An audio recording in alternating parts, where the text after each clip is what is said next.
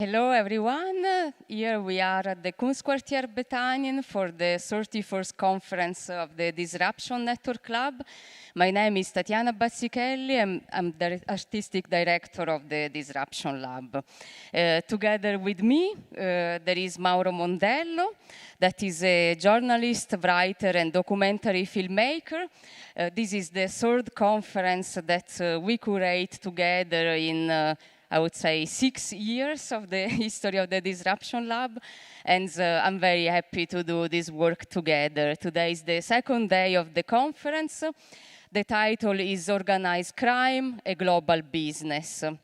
As usual, I would like to remember that we are here in Berlin, but at the same time also we have an online audience that is following us on streaming. And I suggest to the people that are on streaming, that are watching us on YouTube, also to follow us on our website, disruptionlab.org, where they can check the streaming also there, and they can ask questions directly to our audience, to our speakers. And we have also a chat on our website that is easy to ask these questions. And for sure, this can be done for the first panel of today. So, as I say, this is our 31st conference. All the time before each conference, we do a big research and investigation. And actually, with Mauro, we passed the last 18 months to work on this program. So there is a lot of work before each program we do, and at the same time we try to involve speakers that are also going more in depth on the subject. So when we speak about organized crime, we try also to connect several speakers together that come from different point of views, so from whistleblowers to journalists to investigators to artists, activists, and people that also want to reflect very deeply on topics that have to do with human rights and the discourse of exposing wrongdoing of the powerful. That is also our motto. And as usual, I would like also to thank our funders that allowed us to do this conference and the program of the year, in particular the Berlin Senate Department for Culture, the Riva and David Logan Foundation, the Open Society Foundations, and we are part of a New Perspective for Action, a project by Reimagine Europe that is co-funded by the European Union. And yesterday we had a very intense day of discussion that also Mauro is going more in depth about, but I just wanted to say briefly about the genesis of this conference and why for us it's important to speak about organized crime, a global business.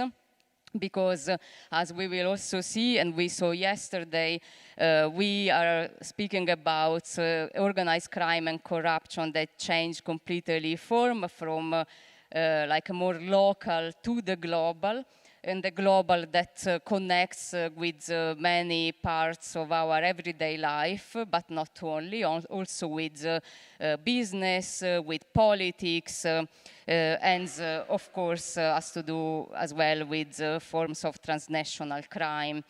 Then I will leave now to Mauro to speak about what we discussed yesterday and also to present the program of today. Good afternoon, everyone. And well, I think that to summarize our yesterday's conference, we can use two very specific keywords that are corruption and transnationality. In our first keynote, with a conversation between Julian Lessenthaler and 𝗏𝗏𝗏𝗏, and during this conversation, we saw what Julian Lessenthaler has been going through because of his investigation that led to the scandal that involved the Austrian government. Well, that conversation reminded us something very important, which is corruption is grounded, the organized crime is grounded in corruption. We might even say that organized crime probably won't even exist without corruption. And this is a very important point when we think about organized crime, and it's something that during our discussions yesterday, and I guess also today, will continue to come back again and again. Corruption and organized crime. And then in our second panel called Narconomics, we've been talking about drug smuggling, and we've been actually Stefan Dojcinovic, 𝗘𝘅𝗽𝗏𝗀𝗀, Fazli, Floriana Bulfon, and Denis Rodriguez Olivari, they've been explaining us in depth how organized crime works on the ground. And most importantly, they showed us the international character of organized crime today. It's through this panel yesterday, we really had a clear image of what a drug lord today is, which is not, it's very different to the romantic idea we might have. Today, drug lords are proper entrepreneurs, are owners of big companies that move a lot of money from a country to the other. And then I will pass to explain a bit what we are going to listen to today. We will start in a moment with our first panel, Politics, Money and Rifles, Exposing Global Mafias, Authoritarian Power and Corruption. This will go on for around 2 hours. Then we will have a short break, around 15 minutes, and I urge you then to come back inside the room because we will have a very fascinating performance by artist Pleurad Xhafa, a performance that will be connected to the story of one of the guests of our first panel. And then we will be back here at 7:15 for our keynote, Undercover Combating Organized Crime in Africa. It will be a conversation between Stephanie Busari, CNN editor, and Anas Aremeyev-Anas, African undercover journalist. Thank you, Mauro. And now I'm very happy to call on stage the speakers of our first panel. So please come here, and I will then introduce briefly the start. So I'm happy to welcome here Vincenzo Musacchio, Pleurad Xhafa, Andrea Dip, Anton Radniankou, and we will have also a video from Dritan Zagani that is not live, but is recorded by us at Disruption Lab. And this panel is moderated by Verena Zoppei, that I'm very happy to welcome. She will welcome then specifically all the speakers. As we already said before, the topic of this panel is Politics, Money and Rifle, Exposing Global Mafias, Authoritarian Power and Corruption. I am now introducing Verena. Verena Zoppei is a policy advisor at 𝗥𝗏𝗏𝗀, the German development agency of anti-corruption. Her area of expertise includes international processes related to illicit financial flows, transnational organized crime, and anti-corruption. She holds a PhD from the Humboldt University in Berlin and an LLM from the University of the Western Cape. She works for the association Mafia 9 Danke in Berlin and for the association Libera in Italy. Now I leave the word to you, Verena. Also, I wanted to mention that the video of Dritan Zagani will be in Italian with English subtitle, and also in the moment of question and answer, Vincenzo Musacchio will speak in Italian and Verena will translate, but all the presentation will be in English. Thank you very much for being here, and thanks everyone for following.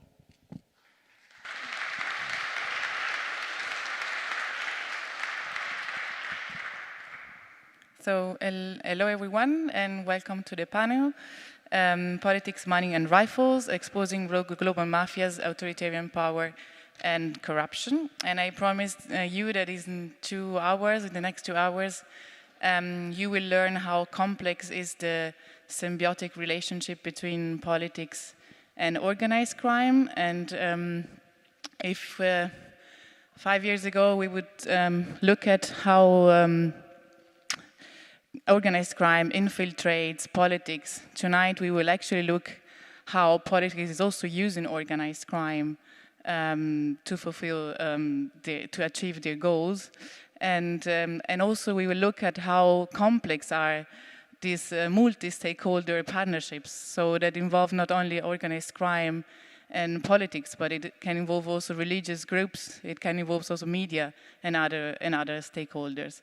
And let me introduce you the panelists just shortly. So we have Dritan Zagani, who is a whistleblower and a former police officer, who is not sitting here tonight, but he will, we will have him on video. Then we have Andrea Dip, who is an investigative journalist and a researcher. We have Anton Radniankou, who is a political analyst on my left. On my right, we have Vincenzo Musacchio, who is a forensic criminologist. And on the last but not the least, we have Pleurad Xhafa, who is an activist and an artist. So we start from you, Vincenzo. Vincenzo is a forensic criminologist, as I said, and he's an associate and a member in different organizations. As the Rutgers Institute on Anti-Corruption Studies in Newark in the US. He's also a researcher and a member of the Strategic Hub for Organized Crime at the Royal United Services Institute, 𝗎ci, in London. And in his career, he was a pupil of Giuliano Vassalli, whom the Italians maybe in the audience might know him. And he was also collaborating with Antonino Caponnetto, who was a very well-known magistrate who worked together in the anti-mafia pool together with Giovanni Falcone and Paolo Borsellino in the second half of the 80s. So, Vincenzo, you have the word. Thank you. Today, we must tell about new mafias. New mafias are very different from old mafias because they have different characteristics. Actors in play. For example, the new mafia have politics, bankers, financial operator. They have different relationship. For example, they have criminal infiltration. They have integration in society. They have collusions with politics and with economy. And they have stronger resource because they have economy, they have military force, and they have professionals. The new mafia have the best professionists who work for them. They have white collars. In Italy, we call gray area. And for this, they have a new method. No more violence. Now, they use corruption. Mafias without politics and without economy are simply criminals.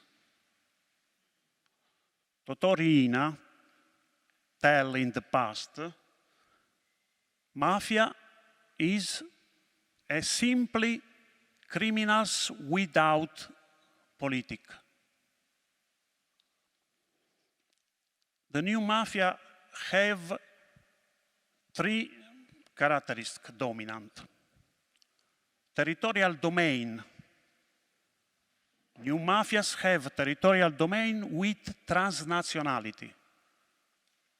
They operated in all the world. The 'ndrangheta, for example, we can find in all the world. They use violence. All the mafia use violence. The new mafia not use more violence, but use corruption. Because corruption not see.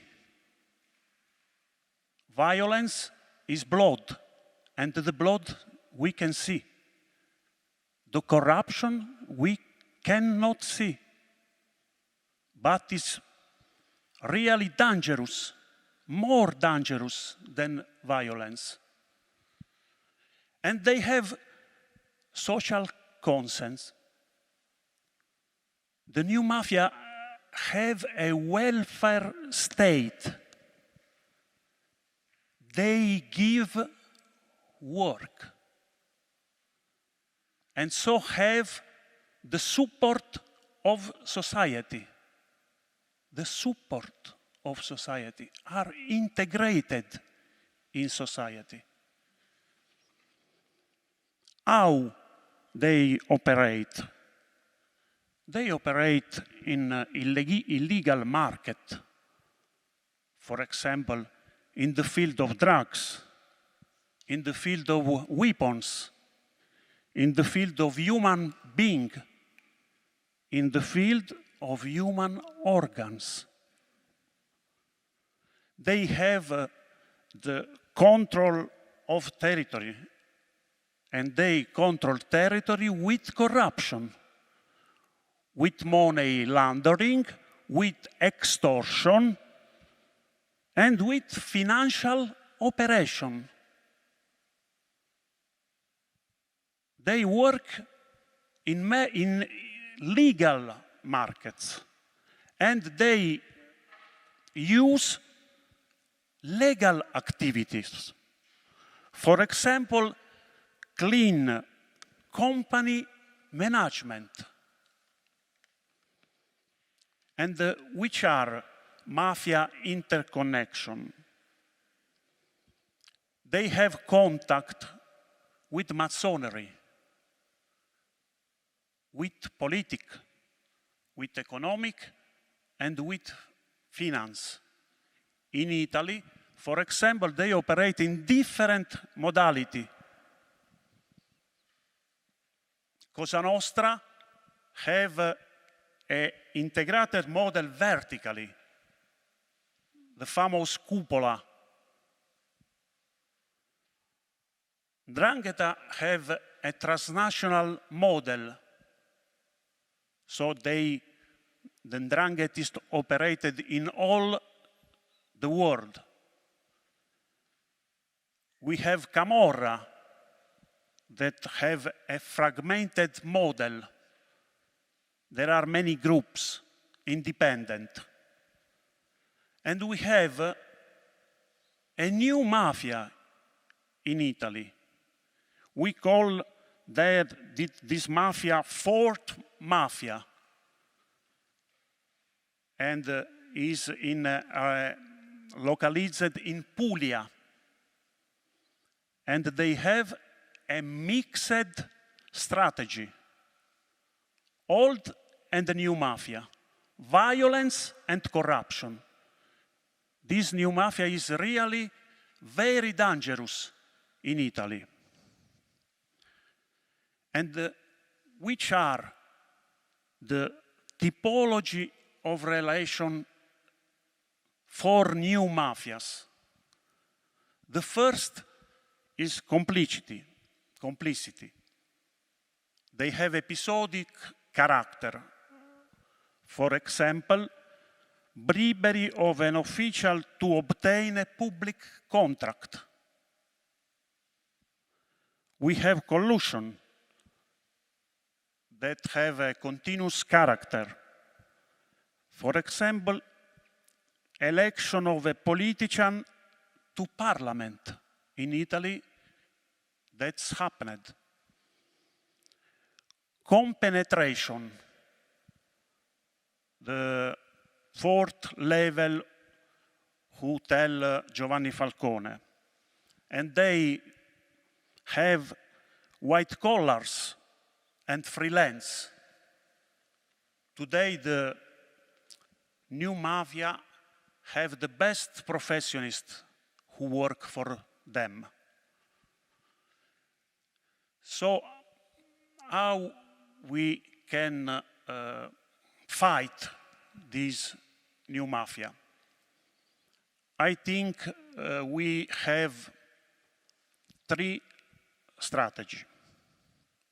One is sure to use justice collaborators. I think my example in Italy, Falcone won Cosa Nostra with all rebels of Tommaso Buscetta.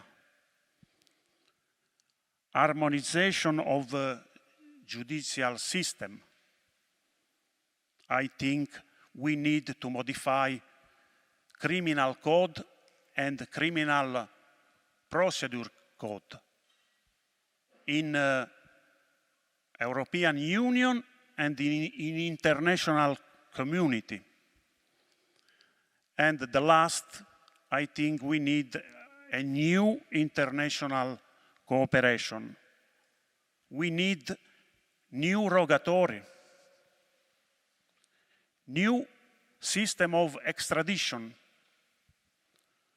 and we need to modify international arrest. I think with this reform, we can win the new mafias. Thank you.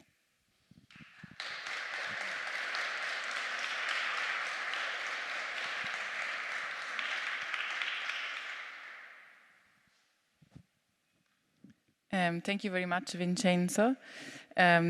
Also for these very concrete suggestions for how to at least try to to fight the new mafia and the development of organized crime, especially with a look at Italy, but globally as well. And now I would like to give the word to Pleurad Xhafa. He's, as I said, an activist and an artist. He's the co-founder of the 𝗤𝗏𝗀𝗀 Center of Contemporary Arts in Tirana. He has won many different prizes and his work has been shown in different international festivals. He studied at the Academy of Fine Arts in Bologna, but he's based in Tirana now. And his research and critical work is the product of a post-conceptual practice rooted in documentation that is subsequently given visual and political representation in relation to the culture of our time. And Pleurad will have a performance afterwards, but for now you can introduce your work. Thanks. Hello, everybody. Thanks for having me here tonight. During this period, I tried to write different versions of my speech, and then I decided to come in front of you, starting with a personal reflection. To be honest, speaking in front of an audience, I become tongue-tied, and I usually try to avoid it. However, given the challenging time we are currently facing in Albania, having this kind of fear seems like a luxury I can't afford. That's why I'm here tonight, trying to find my tongue and face my fears. And also I am here motivated by the courageous act of the former chief of the Albanian anti-drug police officer, Dritan Zagani, who publicly denounced the collusion between the government and the high-ranking police officials with organized crime.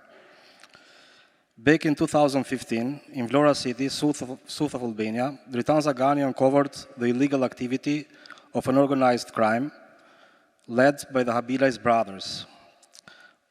This powerful group openly transported large quantities of cannabis in Italy, and no one bothered them. It was so detectable that once Dritan told me that when you were near some of the group members, you could feel the strong smell of cannabis on their clothes. Among other evidence, he discovered that the 𝗤𝗍𝗆 brothers were using an Audi car, which turned out to belong to the Minister of the Interior, 𝗖mise Tahiri, giving a new dimension to the gravity of their actions. Dritan followed the legal procedures. He requested his bosses and the prosecutor's office to start an investigation. But disappointingly, none of them lifted a finger. They went farther and told him not to get involved in this matter. However, Dritan did not stop. Whenever he tried to catch them, the operations leaked, and he could not arrest them. He decided to take different actions at that point. The turning moment came when his confidential informant notifies Dritan that a truck charged with cocaine was about to enter Albania from Brindisi, Italy, and he was driving it. In a bold move, he instructed the informant to reach out to an Italian colleague before the truck left Italy. The Italian anti-drug authorities successfully conducted the operation. However, instead of being supported by his effort, the Albanian prosecutor's office charged Dritan with dereliction of duty. In absentia, he was sentenced by the court to 4 years in prison. Fearing for his family's safety, he asked for political asylum in Switzerland. 2 years later, all of Dritan's statements regarding the 𝗤𝗍𝗆 brothers, their ties with Minister Tahiri, and the drug transportation were validated. The confirmation came when the Catania prosecutor's office released an audio recording of the 𝗤𝗍𝗆 brothers. In this recording, they talk about gifting gold jewelry to the minister's wife and mothers.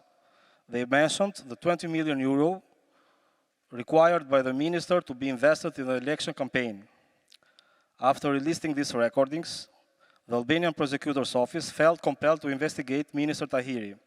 The court found him guilty of dereliction of duty, the same charge as Dritan Zagani. After spending 16 months in prison, Minister Tahiri is presently under house arrest. I brought this chronology to highlight that Dritan showed us not an isolated case, but one piece of evidence about a consolidated system. A system where organized crime plays the role of a sponsor that brings this politician to power.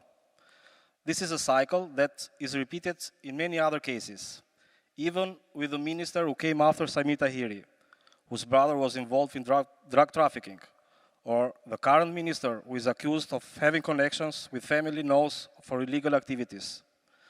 There are hundreds of audio recordings made public by investigative journalists and intelligence agencies that links the Albanian government and men of power with organized crime. Among them, the most famous are files 339 and 184, which implicates mayors and deputies of the Socialist Party in manipulation, intimidation, and vote buying in different cities of Albania.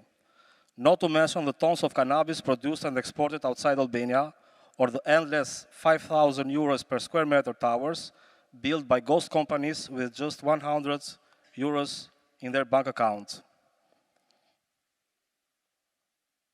This is a photo of Dritan Zagani, taken in March of this year at his apartment in Bazzichelli, Switzerland, where he has lived since 2016 as a political asylum seeker. In his hand, he is holding a plaster cast of his tongue. I took the shape of his tongue and used it to reproduce ice glasses with his tongue shape inside. I brought the ice glasses as a contribution to Manifesto Desertion. Manifesto is a multidisciplinary project divided in 3 chapters and was conceived by the Debatic Center of Contemporary Art. On the opening night at Zeta Gallery in Tirana, I offered the visitors ice glasses filled with water to activate an inner reflection about courage, risk, and justice. That's why I want to invite you tonight, after this panel, to join me and drink water from the ice glasses made in the shape of Dritan Zagani's tongue. I wanted to finish my word with an Albanian saying that says, "The boneless tongue break the bones," meaning that speaking out loud an uncomfortable truth can be one of the most influential acts. Thank you.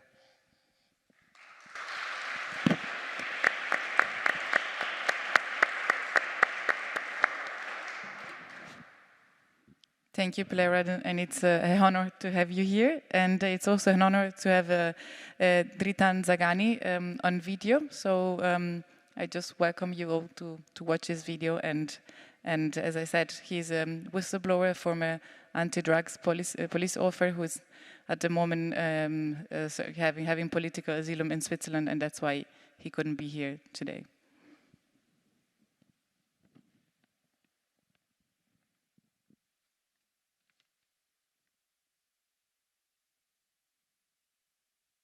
Buongiorno a tutti, mi chiamo Dritan Zagani, vengo dall'Albania, sono un ex poliziotto che ho svolto la mia attività di lavoro nella Polizia di Stato albanese, principalmente nella lotta contro il narcotraffico tra il mio paese e il resto del mondo. Il traffico di droga dal mio paese consiste in due rapporti diversi.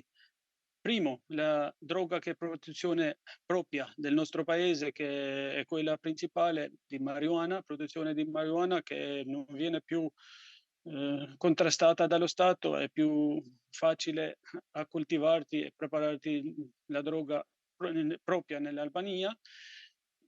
Questa è più semplice perché viene prodotta là e preparata là per esportarla. E per esportarla ci sono diverse modalità, via mare, via terra. Via mare, come si sa, tramite il mio paese e l'Italia c'è una via di fuga molto breve, in un'oretta con i motoscafi loro riescono a portare carichi pesanti fino a tonnellate in Italia, e poi dall'Italia nel resto d'Europa è più facile, come sapete non ci sono più le frontiere nell'Europa.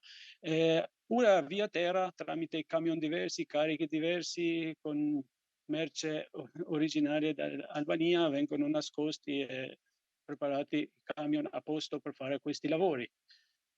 Secondo è che ormai l'Albania è diventato un punto cruciale in Europa per il traffico di stupefacenti forti come eroina o cocaina. Eroina che viene dalla via orientale, Afghanistan, Turchia, per entrare poi in Europa tramite il nostro paese. Questo è sempre a via terra con il camion, come si sa.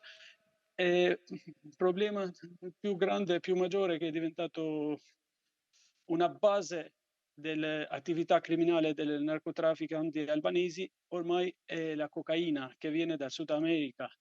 Oggi i trafficanti albanesi sono presenti in tutta l'Europa e in Sud America, dirigono direttamente il traffico, preparando i carichi con le navi commercianti dalla Sud America verso l'Europa, dove trovano i buchi che corrompono la gente anche nei porti principali europei, però anche nel nostro paese, perché nel nostro paese è più facile apportarti, visto la possibilità di appoggio che trovano in tutte le istituzioni legali per far portare i carichi di droga e magazzinarti, fra virgolette, prima di esportare in Europa poi in diverse vie, mare o terra.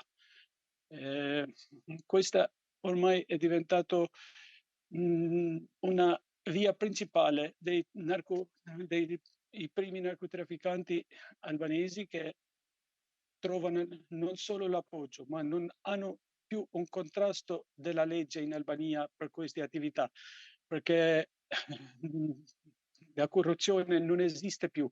Loro dirigono direttamente, loro decidono chi deve essere il principale che fa questi controlli. E in questo modo loro sono a casa loro, in Albania sono a casa loro, possono fare quello che vogliono, portano i carichi e non c'è nessun problema.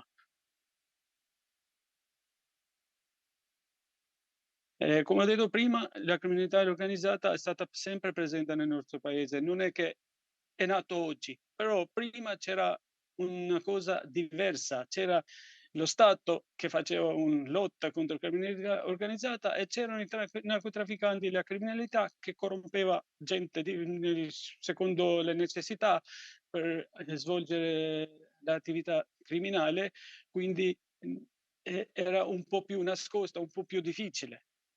E si svolgeva sempre una guerra tra polizia e narcotrafficanti, era sempre presente. Invece, dopo il 2013, sono cambiate molte le cose perché i narcotrafficanti comandano ormai la politica del mio paese e dalla politica il mio paese dipende tutto.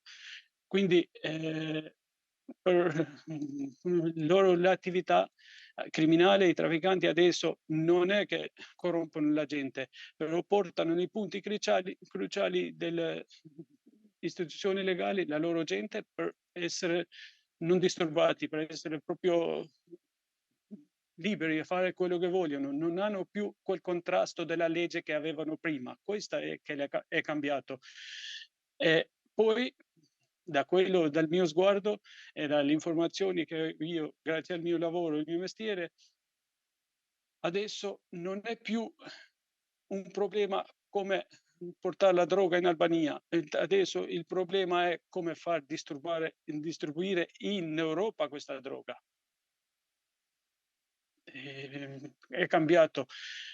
Comunque c'è una propaganda forte della politica in Albania, come se fosse fanno qualche lotta contro la droga. È vero che ci sono anche diverse operazioni svolte, ci sono diversi casi che hanno fatto anche un boom mediatico oggi in Europa di cosa sta succedendo, però tutti questi casi o ci sono guerra tra di loro e dei trafficanti per comandare l'influenza, per avere più spazio uno o dall'altra banda, o ci sono operazioni svolte dalle partner europei che vengono in Albania con dossier pronte, preparate e fanno i colpi che la polizia albanese non ha scapo, deve fare e basta. E anche in questi casi molte volte i partner europei sono stati delusi perché le informazioni sono scivolate all'orecchio dei narcotrafficanti e quasi sempre le responsabili trafficanti, la testa del traffico e le gente più importante del traffico non vengono presi. Io sono un ex poliziotto, laureato in Accademia della Polizia del mio paese nell'anno 93 e da quel tempo in poi ho svolto la mia attività di lavoro come poliziotto in diversi lavori dentro la polizia, per chiudere all'ultimo nella sezione antidroga dove ho lavorato in maggior parte della mia vita in polizia.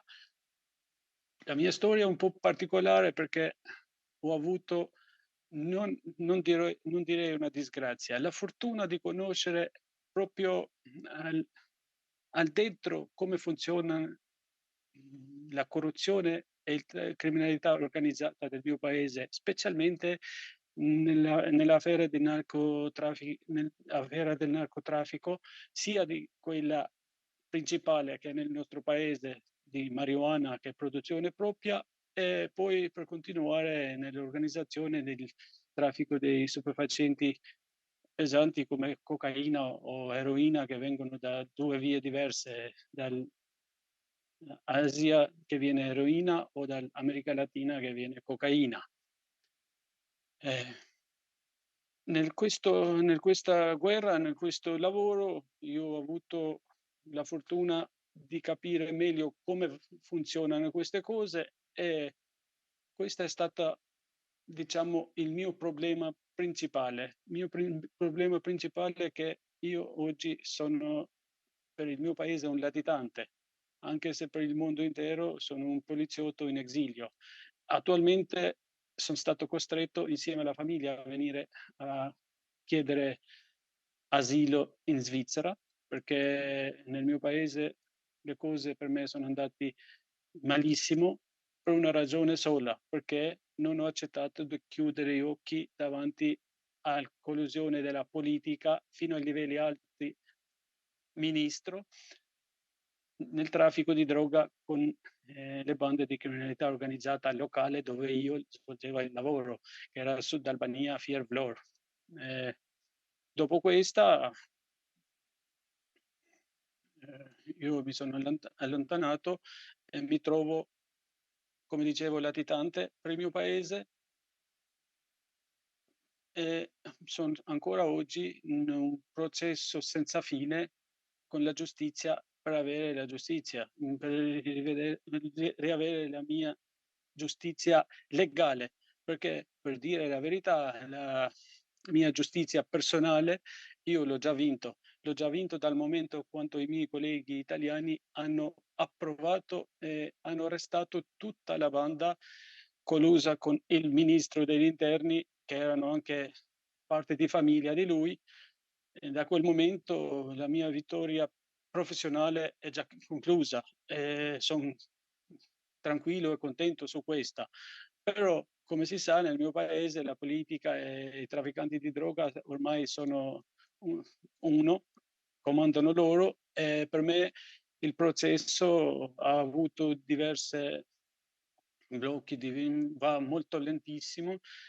Fino adesso sono condannato fino all'appello, però io l'ho portato in Costituzione che ancora non mi hanno dato una risposta definitiva che io potrei andare avanti con il Tribunale dei diritti umani europei. E loro proprio per questa non vanno avanti con il mio processo e io nelle condizioni che sono costretto soltanto ad aspettare, non posso andare avanti anche per i motivi economici, perché serve un buon avvocato, un buon ufficio di avvocati che possono andare avanti con il processo, che questa è una possibilità che io non ce l'ho, quindi sono costretto a vivere, fra virgolette, isolato dal mio paese, poi in Svizzera, anche se l'unico isolamento è che non posso tornare più a casa mia, nel mio paese.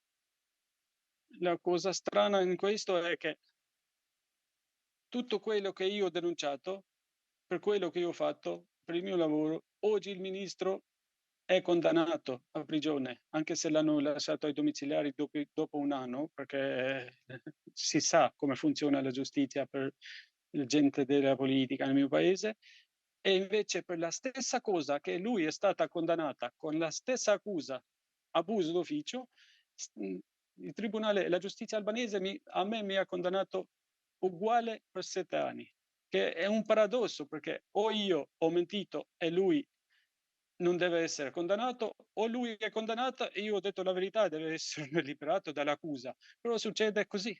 Questa è la giustizia. La comunità internazionale può dare una buona mano per il mio paese riguardo il futuro a smascherare il più possibile la verità. E questo è facile a fare tramite le prove, a smascherare la propaganda che fanno questi narcotrafficanti che comandano il mio paese oggi.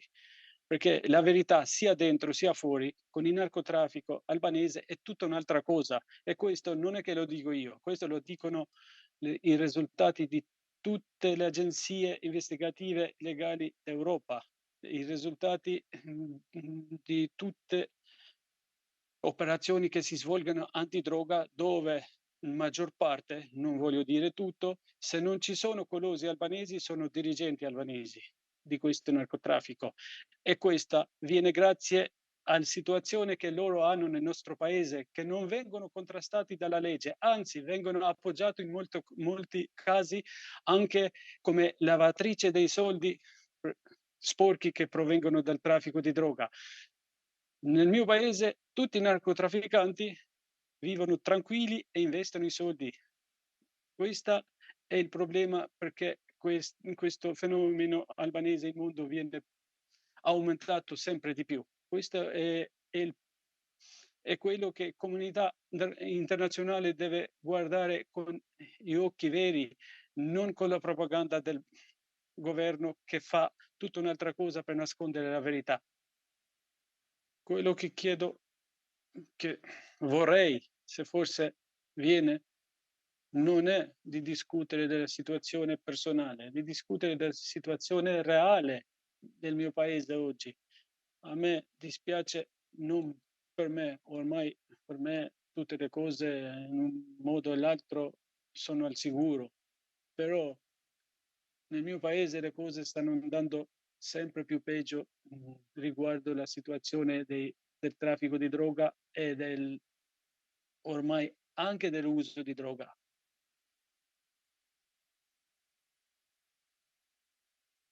I think we can do an applause.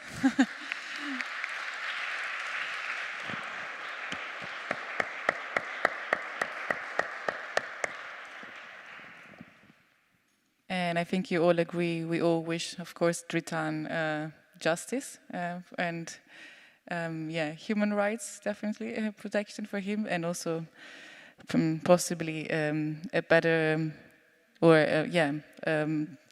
a better implementation of international laws, and also fighting organized crime and corruption in Albania. And now we do a big journey from Albania to Brazil, and we have here Andrea, who is a Brazilian investigative journalist and researcher. She's based in Berlin because she's working for the International Research Group on Authoritarianism and Counter Strategies of the Rosa Luxemburg Stiftung Foundation. And she's also a guest researcher at the Freie University in the Latin America Institute. And she's also a special reporter of the Agência Pública de Jornalismo Investigativo in Brazil. Sorry for my pronunciation. Andrea works on especially she has a focus on human rights and gender. But she has also looked at the Christian fundamentalism in Latin America and its effects on rights of women and LGBTQI community, and the connection between religion, authoritarianism, and ultra-conservatism. Andrea, the floor is yours.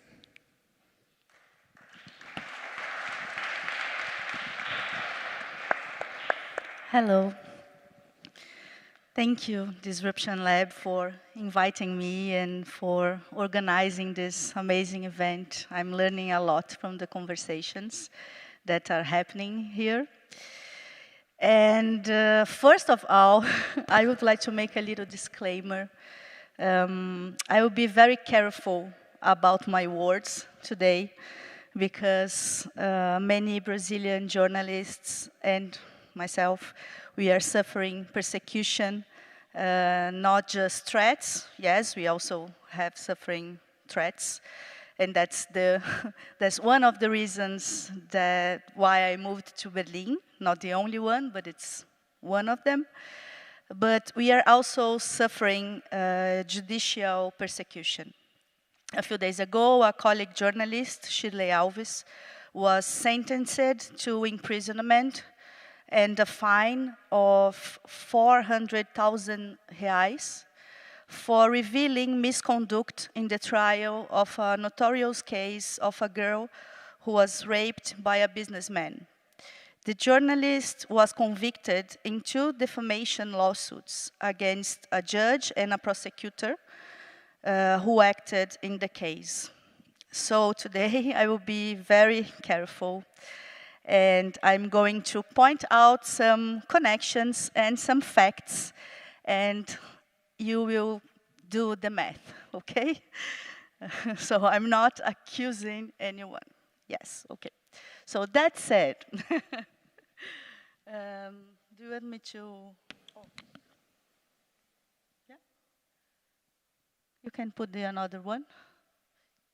Yes. So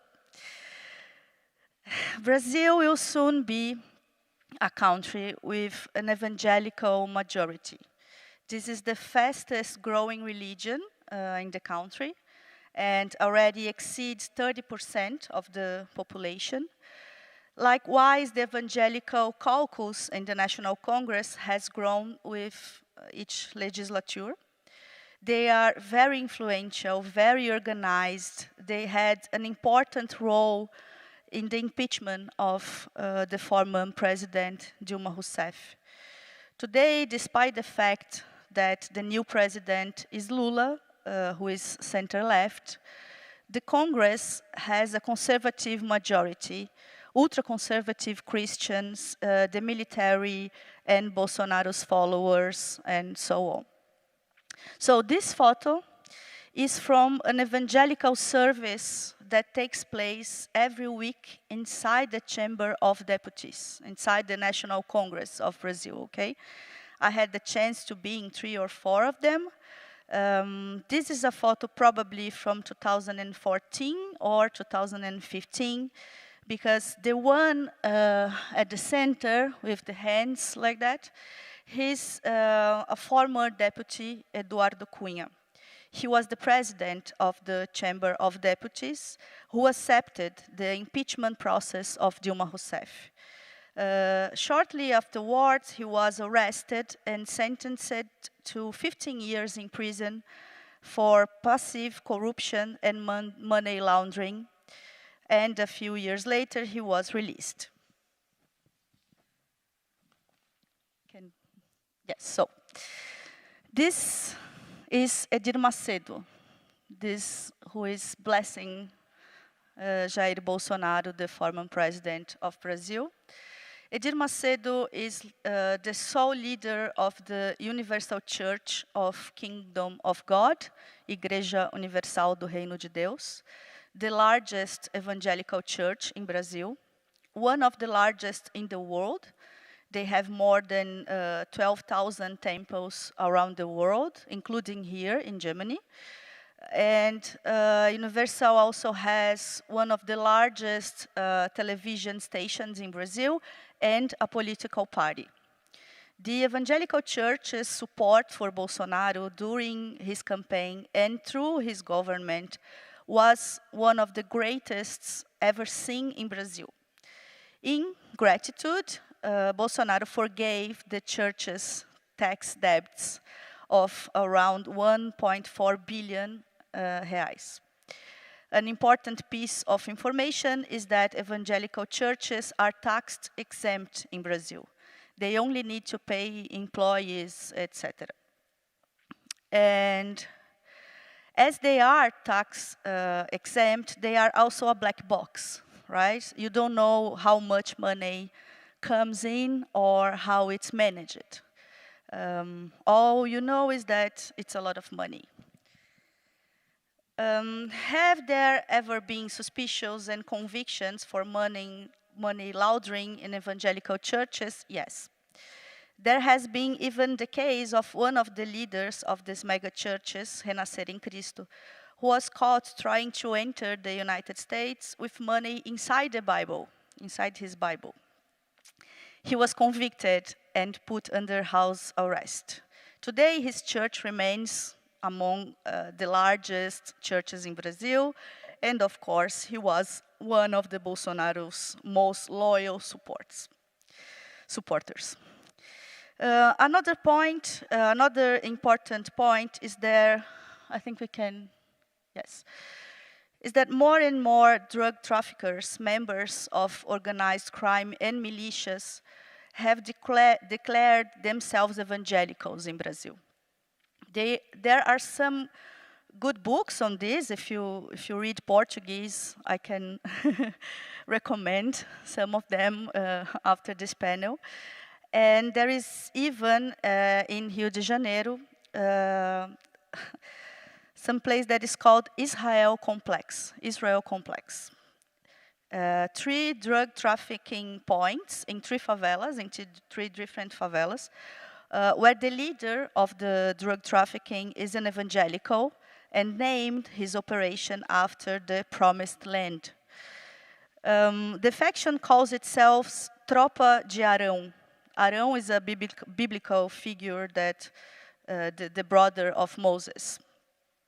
The star of David has been spread on walls and flags at the entrance of the favelas, and even a neon sign up on the top of a water tank in the Cidade Alta community. Also, something that's very terrible is that some of temples are being destroyed not evangelical temples are being destroyed in these communities. Some researchers have called this phenomenon narco-Pentecostalism. And even many temples of African origin have been destroyed or banned in communities.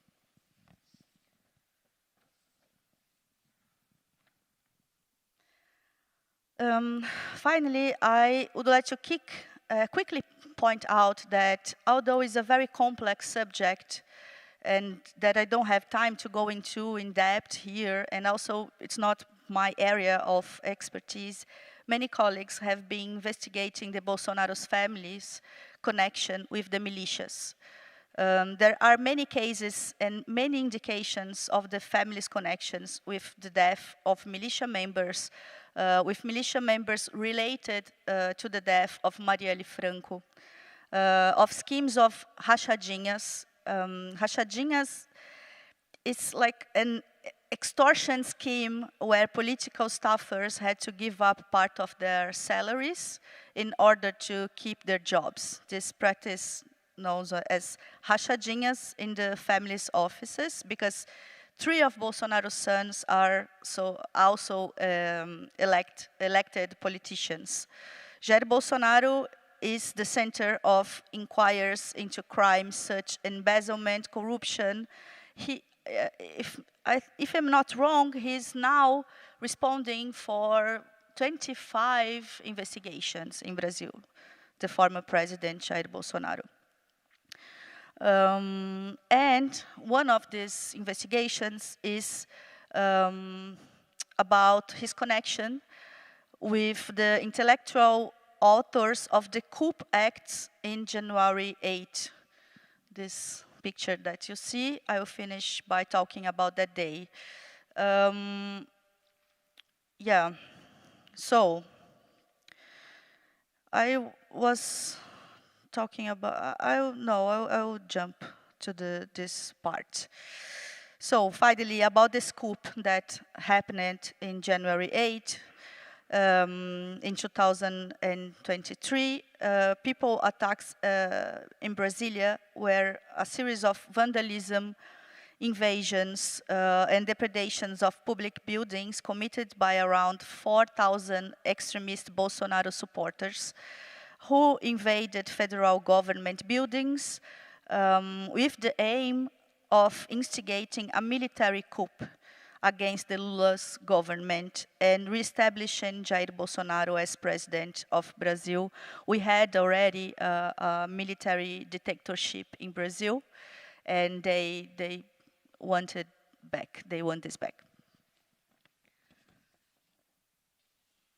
And the police and the Brazilia's governor are also being investigating because they didn't stop the demonstrators, right?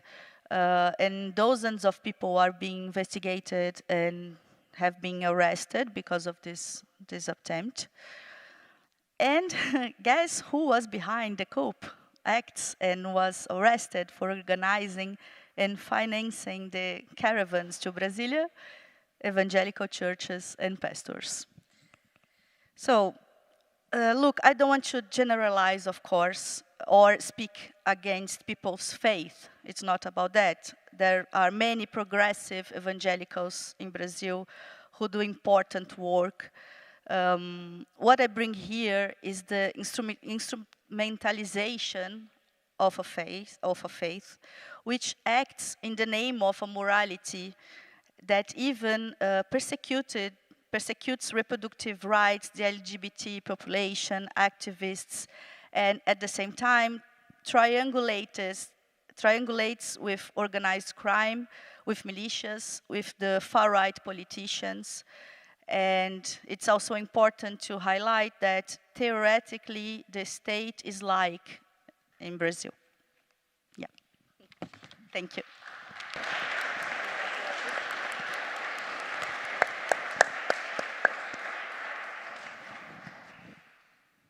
Thank you very much, Andrea.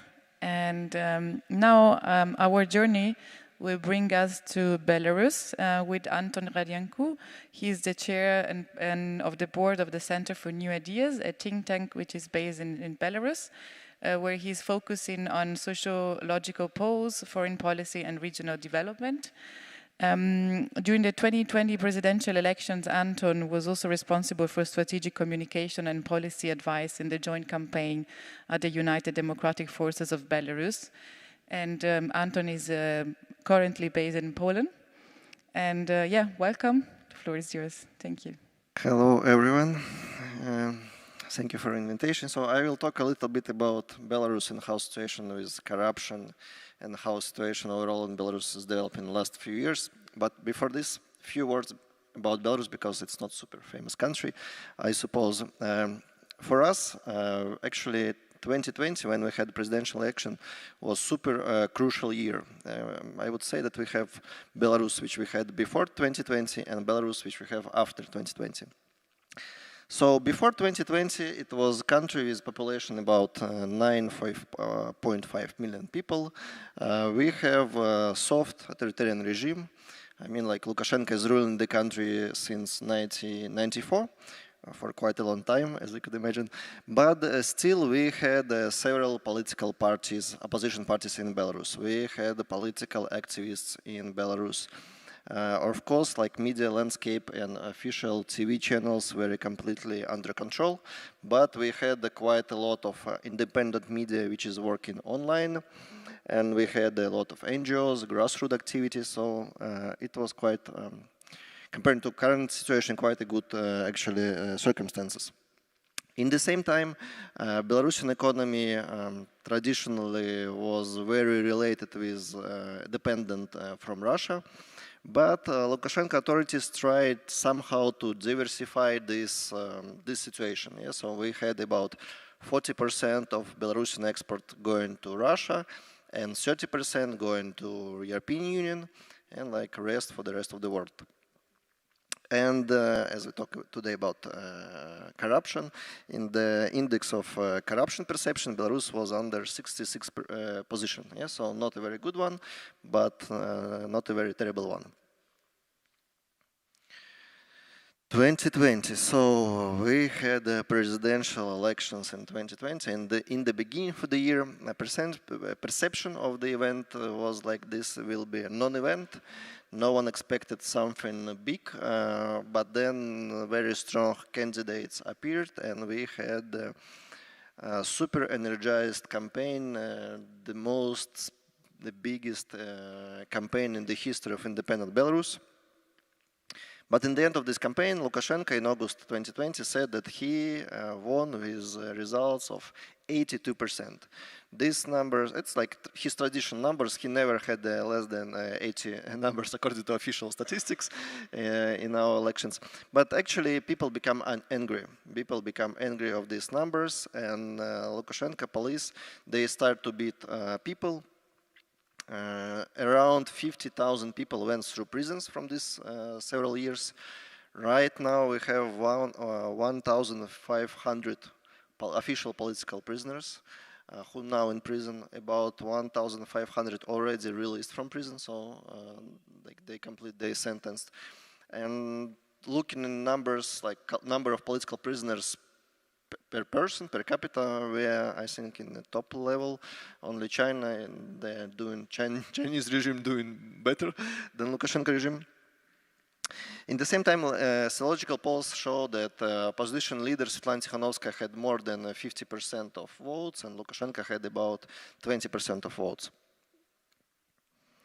And when people are thinking why Lukashenko is still in the power, so the main answer is that Putin and Kremlin supported him both economically and I would say military. Putin said that he is ready to send his police if Lukashenko will ask him.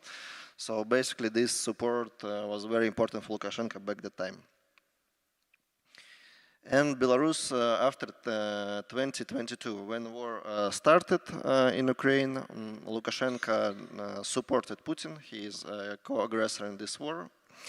And situation in Belarus deteriorated even bigger.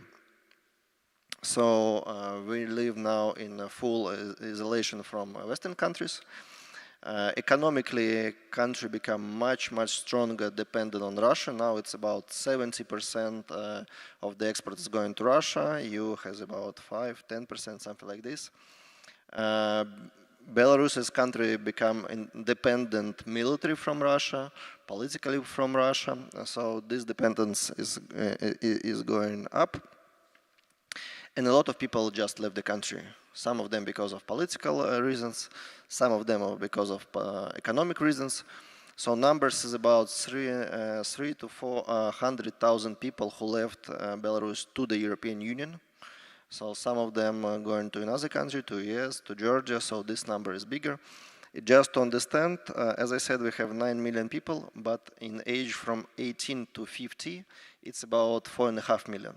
So almost 1 of 10 in working age left the country. So it's really huge numbers for Belarus. And of course, because of all these actions, West introduced many sanctions packages. Yes, in 2020 it was sanction packages against particular persons from police, KGB, Central Election Commission. Then it was sanctions because of a Ryanair accident when they arrested Protasevich in 2021. And it was economic sanctions, and then the biggest packages of sanctions were introduced after 2022, after the co-aggression in the war. So now it's broad economic sanctions against particular spheres of economy. And Lukashenko, of course, trying to adapt his economy to this. And what's, I would say, interesting in this case, that we see export of corruption.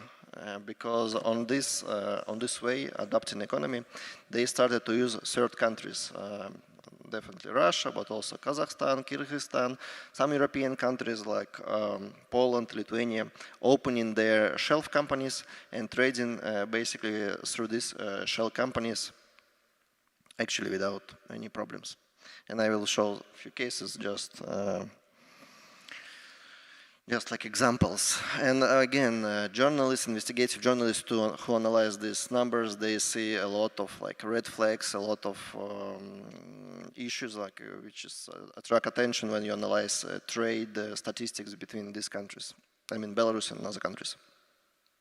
So a few examples. Timber. So in Belarus we have a lot of forest. And historically we export a lot of or timber or like furniture, something like this. Before 2020, half of this export went to European Union, so that was the biggest market. Now, after sanctions, they start to use such countries as Kyrgyzstan and Kazakhstan. So basically, in these countries, they open legal entities. They sell this timber to these legal entities to Kyrgyzstan and Kazakhstan. And then these legal entities from Kyrgyzstan and Kazakhstan, they have contracts with the European countries. In reality, this timber is still in Belarus. He is not going to Kazakhstan and Kyrgyzstan. They change just labels saying it's produced in Kazakhstan and sell this timber to the European Union. Some of the cases just crazy. So, for example, you could know such producer as IKEA. They produce a lot of fancy stuff, and they have several subcontractors in Belarus in timber production. Some of these subcontractors, they use workforce from penal colonies.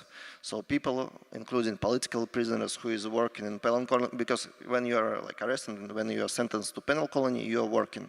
You are doing something for free, definitely in Belarus. Some of them working on wood production. And then IKEA buy this stuff and produce our chairs from this wood, Belarusian, very good Belarusian wood. Another one related with carbamide. Carbamide, it's fertilizer. It's something which used in agriculture to put in soil to have more the biggest, I don't know, more effective production, yes, of anything, wheat, something like this. So we had very big enterprises in Belarus related with fertilizers production in Grodno. And also the main export market was European Union. But now it's Uzbekistan, so they just sell this to Uzbekistan legal entities, and then these legal entities from Uzbekistan, they have contracts with the European Union, and they sell these fertilizers to the European Union, like from Uzbekistan. So very easy toolkit. Use intermediary companies, create shell company, use any types of obscure connections. Sometimes they use the same entities in the European Union, so the same people, they sell different stuff. And as I said, using third countries, it's quite easy one. And two last examples. One of them, it's related with iron production. We have a very big, when I say very big, like compared for Belarus, about 10,000 workers plant which is working in the metallurgical sphere. Now they have, they had like initially sanctions were introduced against all products of iron and metallurgical products in 2022. Then the European Union introduced new sanctions against this particular plant in 2023, this year. And in the first half of this year, they have the biggest export in their history. They say this publicly, so everything is going quite smoothly. And again, in these particular cases, even having contracts with a Polish company and Lithuanian company, so they sell their products there directly. And another one, it's related with agriculture. So many agricultural company which is producing machinery, yes, like tractors, all this big stuff. After the start of the war, they said they wouldn't sell these products for Russian and Belarusian markets. So what to do? To open a legal entity in Germany. It's like a real case. They opened the legal entity here. Legal entity from here buy these products, and this legal entity owned by Belarusian people closely related with Lukashenko, they sell this, they import these vehicles, machinery to Belarus without any problems. According to German law, if you have less than 51% of stock, you are not owner of the company. So the guy who has personal sanctions against him, he has like 30% of this company, his friends has the rest, and it's not his company. Yeah? So he's buying, he's selling, everything's working fine for them. So what we have in the end, yeah, basically this sanctions policy is not very effective. It's not very effective. European Union just cannot all the time monitor all these trade agreements. It's the European system just not prepared for such cases. It's example of Belarus, but basically the same toolkit is working with Russia and sanctions against Russia because they use the same approaches. It's easily could be avoided. And as I said, the economic impact is basically zero. This year in Belarus, we have economic growth, about 3% of economic growth. Next year we will also have economic growth. So there is no impact on Lukashenko circles or like businesses related to him at all. What to do? We cannot change your opinion differently, at least me, having Belarusian passport living in Warsaw. But it's very important to support independent journalists and independent investigators, because I tell you all the stories only because we have many journalists working on this, looking in numbers, working. Also, is very important working with investigative journalists in other countries, in Lithuania, in Poland, in Germany. So making these joint products, joint research is super important to highlight all these cases. Thank you very much.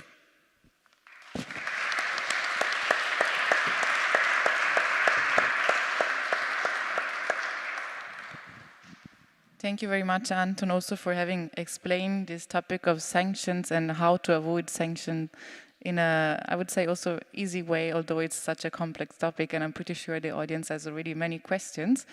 But before I give the word to you and I open the floor for questions, I would like to go back to Italy and to Vincenzo and ask you, so for those who were here also yesterday, we had like a talk on the role of the 'ndrangheta and the development on the 'ndrangheta in Italy, but also globally. And I wanted to ask you, because we have been, for those who are a bit familiar with Italian organized crime, we have been hearing and talking about 'ndrangheta now for quite some years. And usually the experience has shown that when you talk about one mafia, there's maybe another one which is rising out of the spotlight. So how is the situation and how are the new development of Italian mafias in the last years?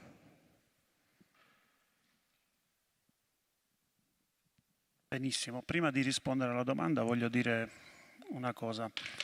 In Italia non sarebbe possibile organizzare un convegno così nutrito con tante persone presenti, quindi complimenti. Poi rispondo alla domanda.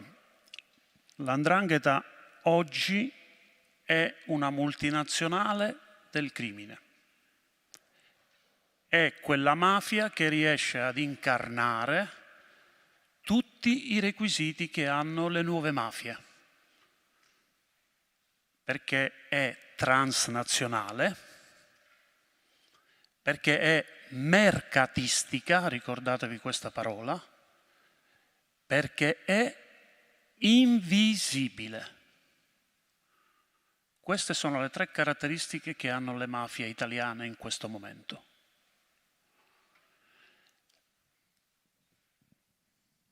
Maybe I start from here. So first of all, he wanted to appreciate the fact that we are all here talking about so many different topics that he thinks that in Italy would not be possible to touch upon so many also sensitive topics. And then he started saying that the 'ndrangheta is actually a real multinational company and that it has all requisites of a new modern mafia, because it is transnational, it is market-oriented, and it is invisible. Per quanto riguarda invece questa nuova mafia che abbiamo in Italia, che si chiama quarta mafia, che altro non è che la mafia pugliese, è una delle mafie più pericolose che abbiamo in questo momento in Italia, perché è stata sempre trascurata e sottovalutata. È l'errore che di solito fanno gli stati nei confronti delle mafie emergenti. È una mafia che è un misto di 'ndrangheta e di Cosa Nostra. È una mafia pericolosissima perché unisce la violenza e la corruzione. Fa scorrere il sangue e mette le bombe a Foggia, ma allo stesso tempo corrompe la pubblica amministrazione. E l'Italia è in grossa difficoltà nel combatterla. So referring to this new mafia, it's called the fourth mafia, and it's from Apulia, and actually at the moment is the most dangerous one, because it has not been looked at in the last year, and it has been almost denied. And it's an emerging mafia, which is dangerous because it has a mix of, it's a mix of 'ndrangheta and Cosa Nostra, and it can unify violence and corruption. So it has blood and bombs, and at the same time corruption of public administration. And that's why it's also very difficult to be investigated. Thank you, Vincenzo. Then a question for you, Pleurad. It was a very interesting story, and we're really happy that you're here also with your performance. And I just wanted to ask you maybe if you can a bit share with you how you as an artist decided to, to deal with such a difficult and complex topic and very political, and also maybe a bit your story. How did you, how did you started this project in particular? Thank you. Yeah, for me, it's like a necessity, you know.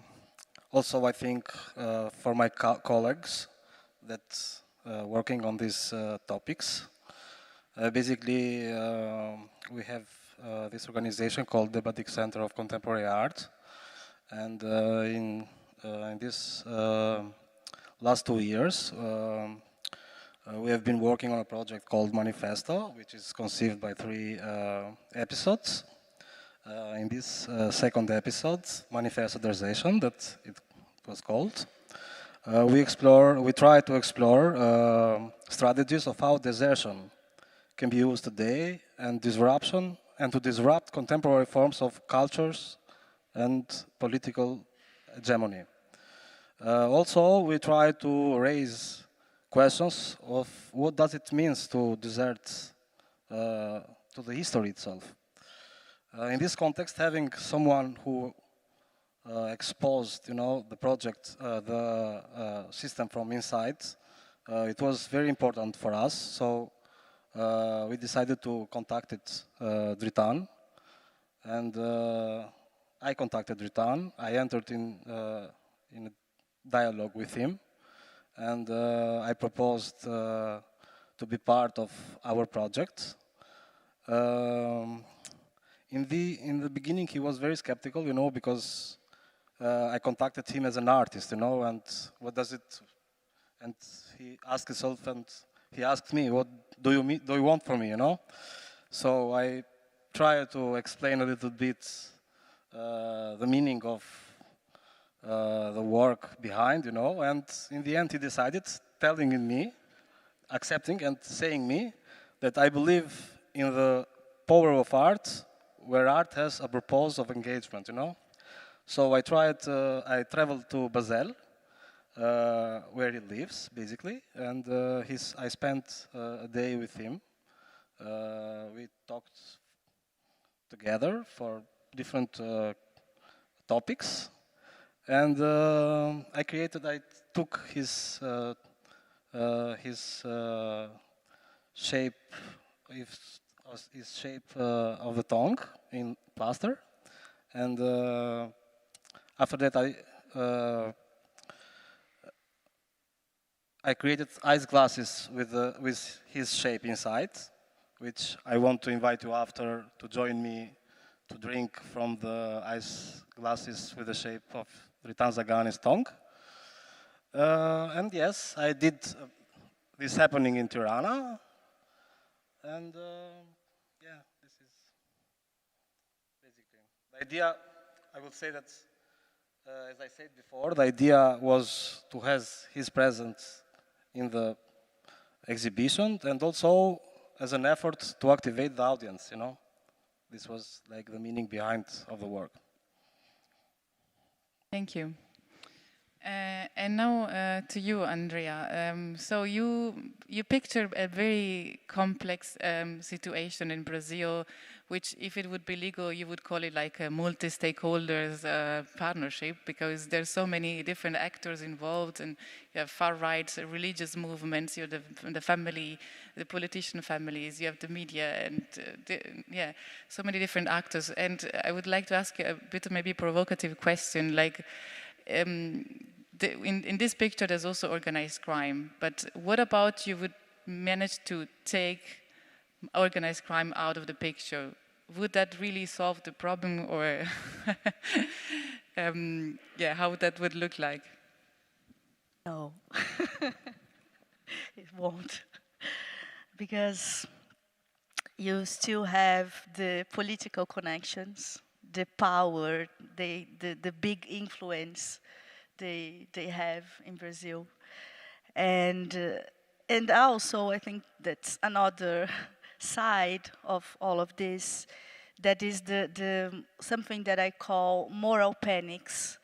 They incite with the narrative that feminists, LGBTQ plus people, also teachers, want to destroy the family, indoctrinate the children. Through something they call gender ideology, So I think that even if we take off this corruption part, we will still have to deal with a lot of other concerns. Yeah. Thank you. Yeah, it's not really. I mean, it's I'm sorry. No, exactly. It's a great answer, but it still means that there is still a lot to do. To you, Anton, I wanted to ask you because you described the situation in Belarus, and of course we all know it's an authoritarian regime. But for those who were here yesterday, we heard about a very serious corruption case in Austria, which is not known for being an authoritarian state, but rather a democracy in Europe. So I wanted to ask you, where is the difference? As a person who was arrested by KGB, I could say that there is particular difference in many of them. Talking about corruption, so I think, I don't know about Austria, I'm not expert in Austria, but I think it's related also with the instrument in the society, in the country, on monitoring, on accountability, on openness, and so on. So that's why it's impossible to imagine that in an authoritarian country, you wouldn't have any type of corruption. Just because in an authoritarian country it's impossible to have fair rule of law and fair courts. Yes, in an authoritarian country, courts working only always in one direction. If you have like private business and they have troubles with government always will win because judges, they know what to do. That's why in authoritarian country it's impossible to have not to have corruption. In democratic countries it's possible, but there is also particular challenges because it's not like do we have corruption or we don't have corruption. It's not like 1 or 0. It's spectrum, yes, on which we have less corruption, more corruption. Yes, so in democratic countries we have less corruption because we have more monitoring instruments, more accountability instruments, more like fair courts, and so on. So better to fight with corruption in a free country, democratic country, than in a authoritarian country. Yeah, but for me, democracy not always connected directly with corruption because corruption related with accountability and rule of law. Yes, and democracy, it's like first level. You have democracy, but in many democratic countries, for example, post-Soviet countries, we still have weak institutions. And in these democratic countries, we have more corruption. But in strong societies with strong institutions, like we have rule of law. So rule of law, it's like highest version of democracy, I would say, yes, because it's ruled by rule. Thank you. So now going back to you, Vincenzo, and going back to the 'ndrangheta and to the Italian organized crime. We all know, of course, we're talking about globalized phenomenon, but maybe can you shed more light in which way is the mafia transnational and global? How are their methods and is it successful? Allora, dobbiamo partire da un presupposto. Le nuove mafie non si fanno più la lotta, ma si alleano fra di loro. E questo avviene a livello globale, perché ci sono alleanze tra le mafie italiane e le mafie straniere. Una delle alleanze più forti è per esempio il legame che c'è tra le mafie italiane e le mafie albanesi. Ma se noi pensiamo che sia solo questo il legame, ci sbagliamo, perché per esempio l''ndrangheta ha legami ovunque. La Germania, dove siamo adesso, ha scoperto che c'era l''ndrangheta quando c'è stata la strage di Duisburg, perché i tedeschi per la prima volta hanno visto il sangue a terra. Ma qui in Germania l''ndrangheta c'è dal 1980, quando sono arrivate le famiglie Strangio, Mancuso, Piromalli. La Germania per farvi capire, non ha più le infiltrazioni. Adesso qui l''ndrangheta è radicata.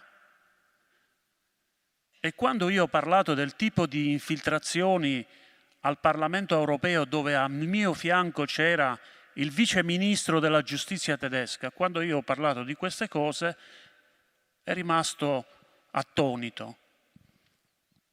E questo sviluppo che noi assistiamo, questa mafia così potente, è così potente perché lo Stato le è complice.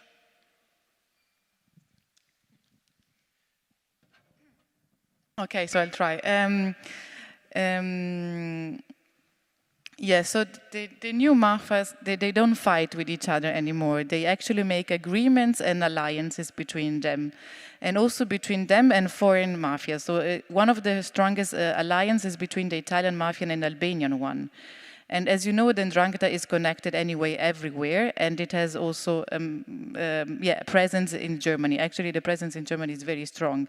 It has been discovered only in 2017 after the 𝗤𝗎𝗄𝗎 massacre, but we know that the 'ndrangheta is in Germany until at least since 1980, with, for example, the Stranjo family moving to Germany. So there is no infiltration actually anymore. We can really talk about the mafia is embedded in the society.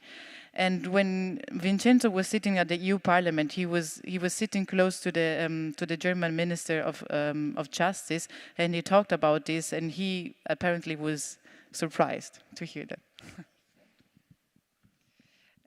Yeah, thank you very much. So I actually have one more question for you, Andrea, because we, even like yesterday and today, when we talk about organized crime and we look at the pictures of bosses and criminals, it's mostly men. But so where are the women? What is the role of women in these groups? Yeah. So I will not talk about women in organized crime. Okay, I will talk about women that are important in this structure that I talked about. There are some important women, yes. For example, the former Ministry of Women, Human Rights and Family of Bolsonaro's government. She's an evangelical pastor, Damaris Alves. She persecuted a lot of feminists and LGBT people. She tried to pass a lot of public policies, terrible public policies, and administrated the money of the ministry in a very particular way. And we also had Angela Gandra, her former secretary of this ministry. Angela Gandra is from a family that is close to Opus Dei. And she's still actually participating in a lot of international far-right congresses. She was, for example, in the last one that happened in New York last week, the Political Network for Values. She talked there, and she also talked in CPAC. So this is also something that sometimes people say, no, but now you have a new president, you have Lula, you don't have Bolsonaro as president anymore, so Brazil is free of the far right. But it's not like that, because they are very organized and they are internationally organized. So, and I think that these particular two women were very important in these international connections, especially Angela Gandra. She was one of the most important actors in this far-right international scenario. So, but yeah, they are not on the pictures. Okay, yeah, thank you. And I have also one more question for you, Anton. So when you described these very complex ways of sanctions, evasions, I was wondering, of course, you see the state, and then the rules, and then the evasions. And what is the role of the public sector, so private businesses? Do they implement the sanctions? Do they actually help the evasion? Also, just like short historical overview. So Belarus became independent in 1994. Before that, Belarus was part of Soviet Union. So before 1990, it was no private sector in Belarus and no property in Belarus, because in Soviet Union they invited such a cool, idea that everything should be owned by state and not by someone else. After Belarus became independent, we had a very big side, like we didn't have any type of privatization, so all the Soviet enterprises, they still owned by state, and but main driver of economic growth was private sector, and now we have about 50% of GDP produced in private sector and 50% of GDP produced by state-owned companies. And the private sector was one of the main, this prosperity in private sector was one of the main drivers in 2020 events. Because in authoritarian country, if you have less money, you are more dependent of state, of subsidies, on any type of support from state. If you're working in private sector, you have bigger salaries and you have another desires. You desire freedom and liberty, because if you work in a state company, you only want some money to buy some bread and water. That's why private sector was super important in 2020 processes and how society changed. But now with these sanctions, what is interesting, what is funny, so these sanctions, they penalize good businesses. Because if you're a good compliant business, you wouldn't create any type of shell company, something like that. You just wouldn't do this. And if you're a bad business, if you're a business related with Lukashenko, if you're someone related with these circles and know how to avoid this, you have like a competitive advantage comparing to good businesses. You could do this. So because of this isolation, what is said, it's like punish their own actors. It's punish good business and it's support economic prosperity of bad business. Yes, and in Belarus we have a lot of all these cases which I said about. They somehow connected with Lukashenko, so all their activity wouldn't help like prosperity of Belarusian economy or society. It's more like for these final beneficiaries who are very like related with this Lukashenko elites. Thank you very much, and it would be nice if any policymaker would be in the room to hear this and take it as an advice. And before I open the floor and let the audience ask the question, one last question to you, Vincenzo, because we heard about Austria. You mentioned actually just in the last answer Duisburg. So what about Germany? What's happening here?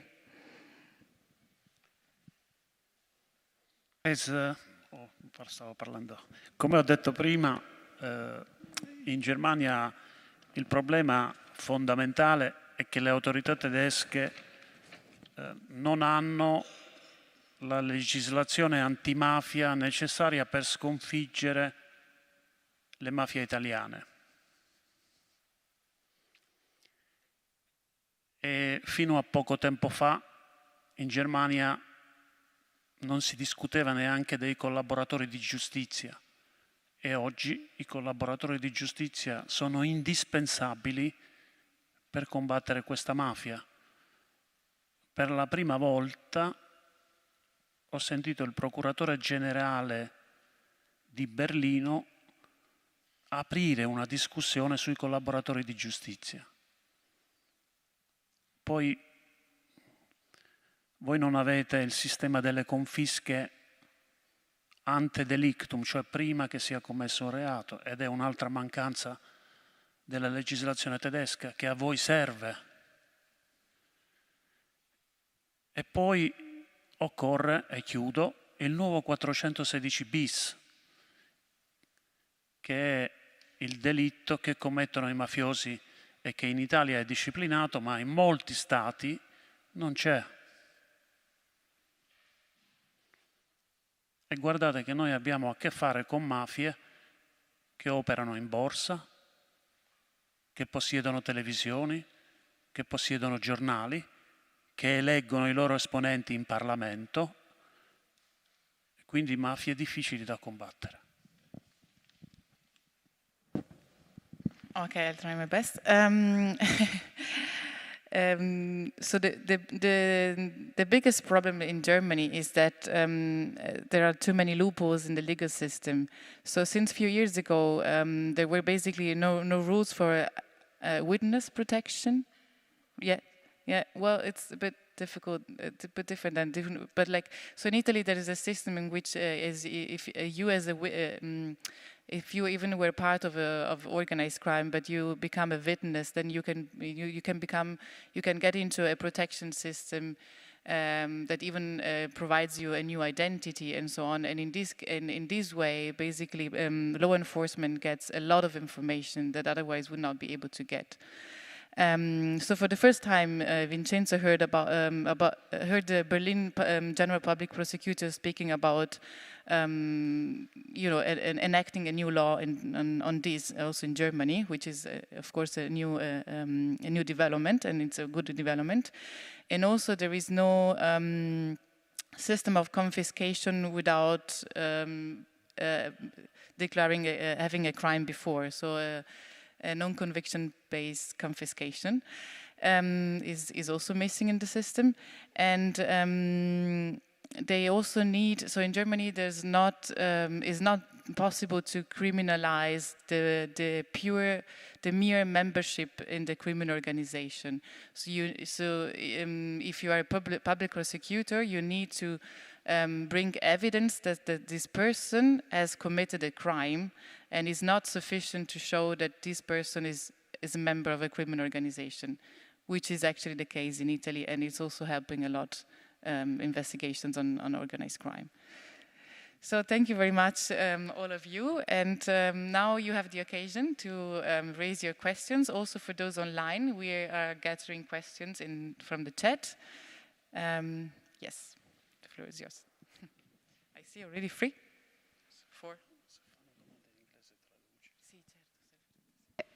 Is it working? Yes. Hi. Again, thanks a lot for the very interesting conversation and presentation. I actually had a specific question for Anton Radniankou. I actually was very interested in what you said, and I was just wondering, it was a bit perplexing because you seem to indirectly to be making the case against any economic sanctions in the way that at the end of the day, it's not working very well. I mean, as a way of pressuring, like a government like Lukashenko's. And I was just wondering, it seems from what you explained that at the end of the day, it's basically punishing what you called maybe the good businesses, I have no idea, or the smaller ones, and the big businesses and the oligarchs or the people or the powerful people will always find a way, around. So my question would be, okay, besides an ideal world by which or in which it would be working out, which is not, I mean, it's what you said, and if you think about the situation in Russia, it's pretty much the same. So what would you be advocating instead? I mean, you said, okay, we need good investigative journalism. Okay, this is great. This is information. But, what can we do then? That would be my question. Thank you very much. Well, thank you for a very difficult question. To be honest, there is no good answer on this question. The problem is, first of all, as you said, if you have resources, it's always easier to avoid some problems generally in your life, not only about countries and sanctions. So Lukashenko elites, they have much more resources that's compared to usual businesses or just to people, because usual people, they're the most for example, it's super difficult to have a visa if you are Belarusian. It's almost impossible to have this. But if you're Lukashenko regime, or if you have relations with Lukashenko, like they have connections, and Hungarian embassy, for example, they provide them visas without any problems, but not for general Belarusians. So unfortunately, because of this isolation, broad Belarusian society, it's under pressure. At the same time, they are against Lukashenko, yes, and Lukashenko elites, they are good with this. And the issue with sanctions that it's like a race, but one side is always running, and another side, they do something from time to time. So, for example, European Union, they introduced these sanction packages, one per year, warp in 1.5 years, and you're like competitor, yes, Lukashenko regime or Russian Kremlin regime, they're doing something each day to avoid the sanctions because it's like their survival on the plate. And if you are Western countries, you have just a lot of stuff to do in this world, not only like monitor all this stuff, yeah. So that's why sanctions is just doesn't work, because other side not ready to run each day and one side ready to run each day. So another problem, you ask me what to do, but what to do realistically or what to do theoretically. Realistically, to be honest, Western countries not very involved in Belarusian situation. They like think about Belarus 1 per year, maybe 2 times per year, and do something once per year, 2 times per year. Because sanctions were introduced to change behavior of Lukashenko regime. First of all, it's impossible that just there is no case on this planet that sanctions change political regime. It's just impossible. So if we introduce sanctions and we expect that Lukashenko will disappear, it's impossible. If we introduce sanctions waiting that Lukashenko will come to us and say, okay, I'm ready to resign, why should he do this? So there is no logic in this. But if you think about using sanctions as leverage, saying Lukashenko release people, for example, yes, we should be proactive. And in this case, for example, in the end of 2021, when the first broad economic sanctions were introduced, Lukashenko regime, they were afraid of sanctions because they didn't know the results. They didn't know like outcome of the sanctions. And that's why they're very ready to talk about sanctions. Now they understand it's just, you know, B word. It's nothing. That's why now they're not very ready even to talk about lifting of sanctions, because they just don't care. But if you talk about resolution of the situation, Western countries which impose these sanctions, they should think what they could do to change behavior of Lukashenko. And it's definitely not the change of regime, it's just impossible. And to do this, Lukashenko, he is a very opportunistic person. He is not a big strategy guy. He's not thinking about future in 20 years, 50 years, 5 years, 2 years. He's an opportunistic guy. He is looking what I have right now on the table. And right now on the table, he has Russia, which is buying everything which he's selling there. Quite a good proposal. Which proposal he has from European side? Nothing. So as opportunistic guy, he is taking what he has. Yeah, but in the same time, he is becoming old, and after 2020, they start to change systems. So it's obvious that in the next 5 years, we'll have transit of power somehow, and they expect to transit the power for the Lukashenko elites, but still it will be weaker system. And in this moment of transit of power, Belarusian Lukashenko elites, they will look at Russia, what they will propose, and West, what West will propose. If West will be able to do something meaningful, I mean, yeah, they will have chance. If not, Kremlin will win, as they always do in such situations. Thank you.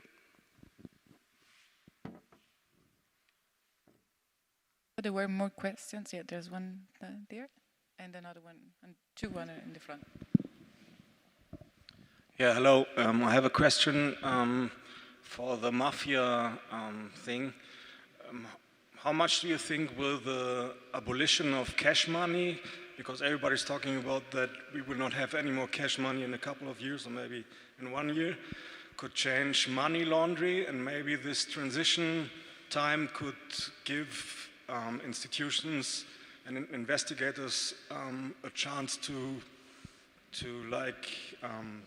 get more mafia structures and organizations, because I think on lower level it's still that they deal with a lot of cash money.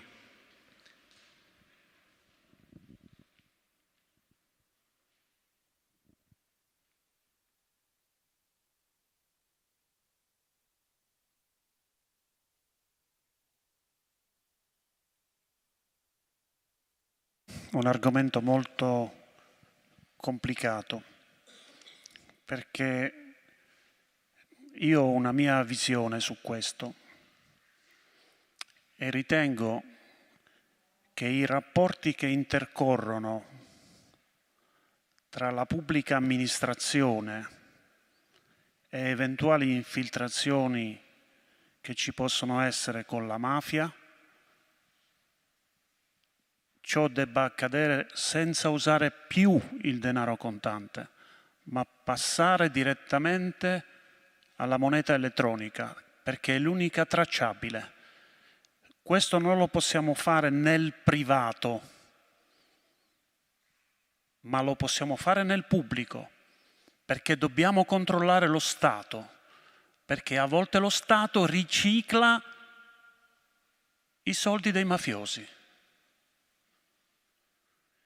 E vi dico una cosa che ho detto una settimana fa in Parlamento europeo. Per la prima volta una mafia ha usato l'intelligenza artificiale per riciclare il denaro sporco. Questa mafia si chiama Yakuza ed è la mafia giapponese. E se lo ha fatto la mafia giapponese, state certi che anche le altre mafie utilizzeranno questo sistema.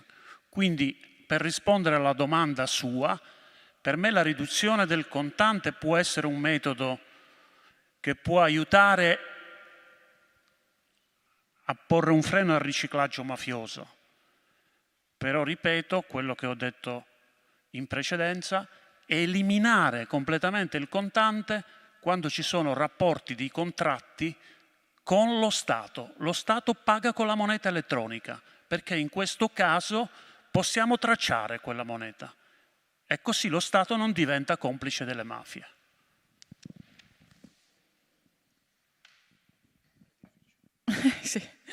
So it's a complex topic, but he's expressing his own vision that for at least between the public administration and the users, there should be definitely a cashless economy. So basically, there should be only electronic payment allowed. This, in order to avoid that there will be any money laundering, at least within the public administration. So because you cannot impose in the private sector, in the private life of people, a completely cashless payment. At least you could try to do it between the public administration and the people. And then he's also said something that he told 1 week ago in the European Parliament, that for the first time a mafia used artificial intelligence to launder money, which was the Yakuza, the Japanese mafia. So basically, to answer to your question on the cash limitation, yes, of course, it would reduce money laundering. Yeah, so that was the answer. I thought it was yeah, there was one question there, and then I think this was first, yeah. Hello, thanks a lot for the panelists. Thanks everyone for being here. I have a question about the role of the legalization of drugs in reduction in the crime, in the organized crime, specifically about drugs. It is a movement that's been growing in many countries, and independently of the discourse on public health or not, what is the role of this kind of legalization within the reduction in organized crime. This is the main question, and the question is for what is working in this regard and what is not working. And for those policies that are working in reducing this, how can we go about convincing public policy, like public officials in a high level, and how can we go about reducing, convincing the general population in the role of those policies, especially in countries like Brazil or Italy that are very conservative or have very big religious majorities.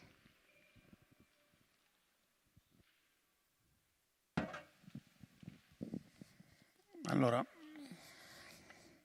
io sono favorevole alla legalizzazione delle droghe leggere. Forse sono in Italia uno dei pochissimi che la pensa in questo modo, ma sono sicuro che la legalizzazione delle droghe leggere inciderebbe sui fatturati della criminalità organizzata, almeno parlo per quello che conosco, quindi della criminalità organizzata italiana.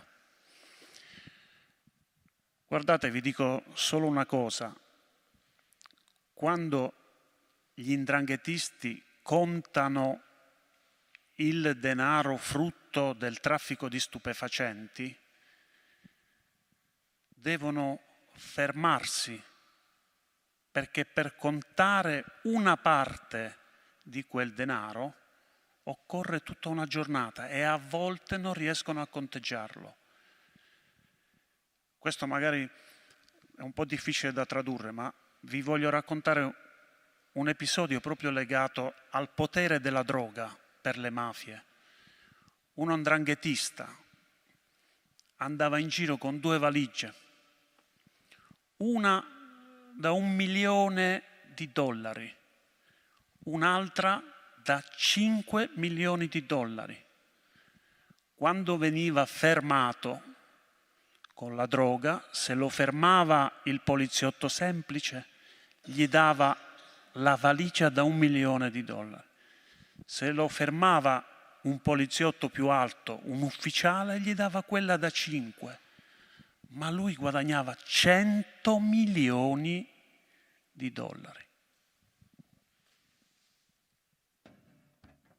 So if you would ask him, he's in favor of legalizations, but maybe perhaps belonging to a minority in Italy, because of the impact of basically of drugs trafficking on the Italian mafia. So if you think, for example, at the basically how much the 'ndrangheta is earning out of drug trafficking, if they have to count the cash that they earned, they might even not make it in a day as much as it is. So as long as it takes, so that shows how much it is. And he told the story if a drug trafficker was carrying, so he would carry like two luggages, one full of $1 million and the other one with $5 million.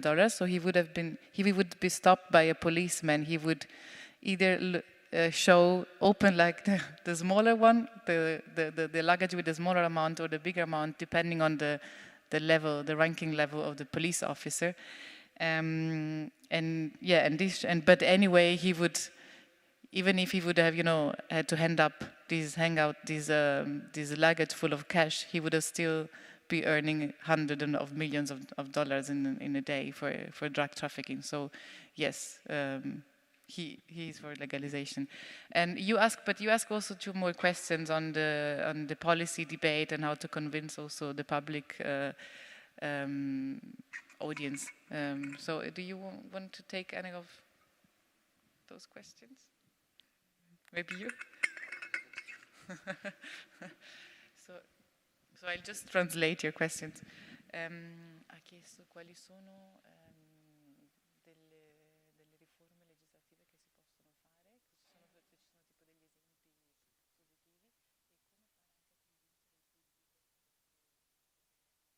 positivi e come fare anche A convincere il pubblico è difficilissimo, perché io in Italia sono uno dei pochi che è favorevole a quest'idea, quindi bisogna parlarne, però parlarne spiegando come fare.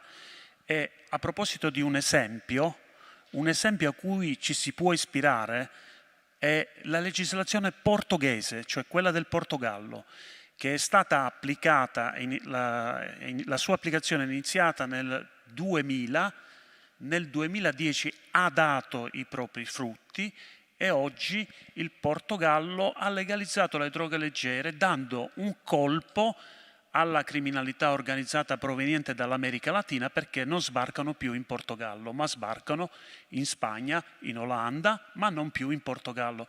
Ecco, questo è un esempio di come questo tipo di ragionamento funziona. Poi ovviamente non posso entrare nei dettagli su come fare, perché sarebbe sia difficile nella traduzione e sia difficile da un punto di vista tecnico. So these are really good questions, because to convince the public is crucial when you have these policies. And one of the good examples is the Portuguese laws, which was implemented in 2000, and already in 2010 has shown a positive impact. So in Portugal, since 2000, the small drugs have been legalized, and already you now can see the positive effect in the fact that Southern American cartels do not go through Portugal anymore to import drugs into Europe. So that's a good example. There was a question there. Yeah. The microphone.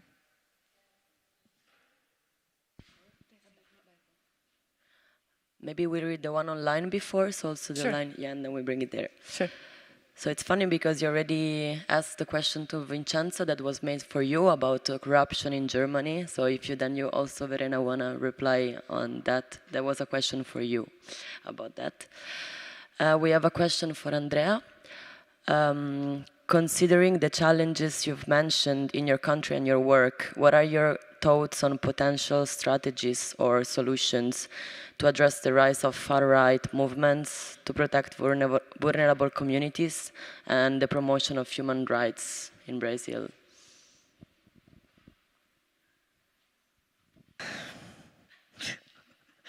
I would love to know how to respond to this question. I think that this is the question that we all have been doing, all the researchers and journalists and activists and feminists. I think we are all trying to discover how to manage this situation.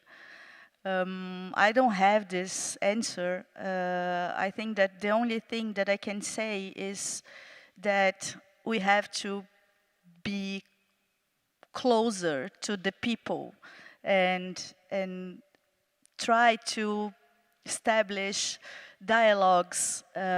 This sounds a very basic thing, but now in Brazil, the thing is it's so polarized. It's so difficult to establish a dialogue, a simple dialogue with people. That I think that this is the beginning. We have to be close to people and talk to them and try also to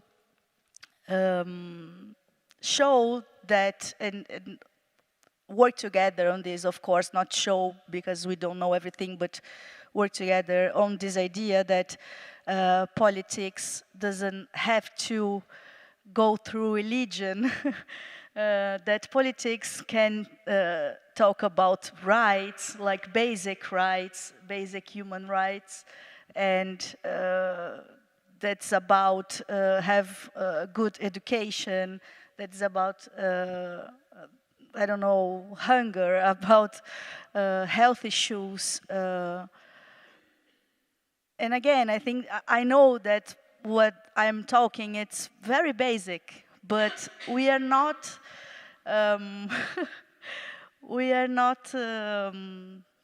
able to build this conversation in Brazil right now. So yeah, I would love to know how to respond to this question, but unfortunately, I don't.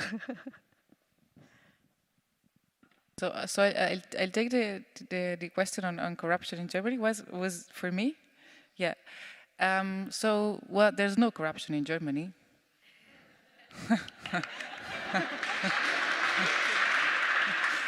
No, of course I'm kidding. So, of course, you quoted the CPI. So, if you look at the corruption perception index of Transparency International, actually, Germany ranks always pretty good.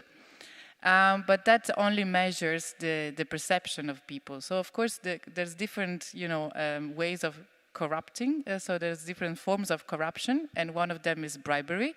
And definitely, I would say there's less bribery in Germany than in Belarus or maybe than in Albania. But then there's also different forms of corruption, like political corruption, grand corruption, abuse of powers and political influence and so on. And for that, there's different indexes. You can even, for example, look at the financial secrecy index. In that one, for example, Germany and many of those countries like Luxembourg, the United States, the UK, and Switzerland that actually rank pretty good in the CPI.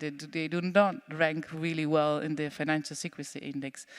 So to answer your question, yes, definitely there is corruption here. It's perhaps shows different. I wouldn't even say that it's invisible because it is pretty visible. It depends also what you read and the way you perceive it. They might not want to call it corruption most of the time, but I think, well, yeah, and then if you can also look back at the history, Germany it signed the United Nations Convention Against Corruption pretty late, only in 2014. So compared to other European countries, that was pretty late. So there has been also some good developments in the legal framework, definitely. But I would say the fact that people tend not to talk about it, and the fact that there is a perception that I guess most of you believed when I said there is no corruption. No, I'm kidding. But that's actually the perception that you want to bring and the reputation that you want to have. That definitely doesn't help to expose it and combat it. So that's my answer. But then we maybe take the last question we had here in the room. I'm wanting to ask a question in a way that expands this idea of what transnational mafia looks like on our planet today, and it's in order to illuminate that these things that we think are Western democracies are not part of the mafia powers that are playing games in the world that are very dangerous. And so I'm going to ask a question about this East-West polarization that's happening, and maybe specifically to ask about like the Belarus election in a way. But first I just wanted to say also, to try to look at how very powerful entities that are possibly on the surface types of democracies, but they're very much involved in exploiting the weaknesses of small countries in order to, let's say, sell them weapons or create destabilization. And so the question I wanted to ask that came to mind as Anton was speaking is, with the Belarus election in 2020, were there independent media outlets there who would report on, and was it of interest to any independent journalists what Western money might be coming to support the candidates that were the opposition candidates to someone like Lukashenko? Not that I'm asking in that I'm a fan of Lukashenko's regime, but if you have Western money coming into elections into a place like Belarus to destabilize the government and to create a potential war zone that the West has interests in, or NATO could possibly have an interest in destabilizing Belarus, was there journalism that would report on things in terms of like money supporting the supposed opposition candidates? First of all, starting about this West-East polarization, confrontation. Yeah, Germany is very good, but we remember this guy, former counselor, Mr. Schroeder, yes, who was working for Nord Stream for many years, having just money from Kremlin. So it's always like, you know, very tricky. Talking about your question about journalists, and look, first of all, I think you a little bit overestimate NATO and European countries who are willing to destabilize Belarus. They don't know about Belarus so much, and to be honest, they don't care so much about Belarus. And that's first, but if you want some development of this idea, I could continue. In 2020, it was completely volunteering campaign without any external financing. And this is very easy to understand why, because otherwise it's impossible in Belarus. KGB controls everything. If any of the candidates would have any money from a Western organization, counterpart, something like this, this person will be arrested in the same minute. They would have like a lot of propaganda across all state TV channels to show in this case. By the way, they arrested 𝗘𝘅𝗽𝗃𝗁𝗃, one of the candidates, and said that they find €1 million under his chair. And the idea was that it was from Russia. So, like how they showed this. So, usually Lukashenko, before election campaign, he tried to pretend that Russia would like to overhaul him or change him, not as West, actually. And the same was in 2020 campaign. So, actually, 1 month before election, he arrested 30 Wagner Group soldiers in Belarus. Now Wagner Group is quite famous, but back the time it wasn't so famous. He arrested them in Belarus, and they were flying somehow to Africa via Minsk airport. But he arrested them, and he said that this is Putin who would like to organize coup d'etat in my country. And only after Putin called Lukashenko a few days before elections, he released these 32 Wagner mercenaries and give them way back to Russia. So it's impossible in current, and like it was 2020, to West to finance any type of opposition in any meaningful way, because in the next minute it will be discovered, in the next minute everyone will be arrested and so on. Thank you very much. So I think this was our last question, so we close this panel here, and I really want to thank all four of you, and Dritan as well. Please pass our thanks. And yes, it was a great panel. Thank you very much.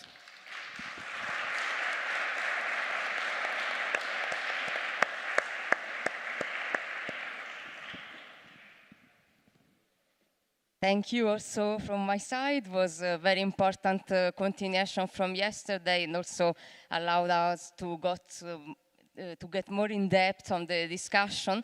And now we will go even more in depth with the performance of Pleurad. So I would like to welcome everyone to experience what he created in the context we just discussed. The performance will happen here on the side of the room. Will last for half an hour, and so we'll start basically in 5 minutes, so don't go away, because it will be great to involve all of you. Also, I wanted to say that the second part of the performance will be filmed for our documentation and also to put it online. So if there would be people that don't want to be filmed, you should go take part in the first part of the performance.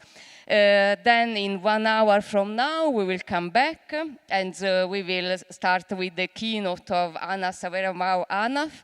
That is really a great way to close this conference will be moderated by Stephanie Busari, and we will speak about organized crime and corruption in Africa, and specifically in Ghana, where Anas is coming from. So this will happen in 1 hour, but in between, stay here for the performance. And thank you again for this great panel, and thank you all for the questions and for staying here with very committed audience. Thank you.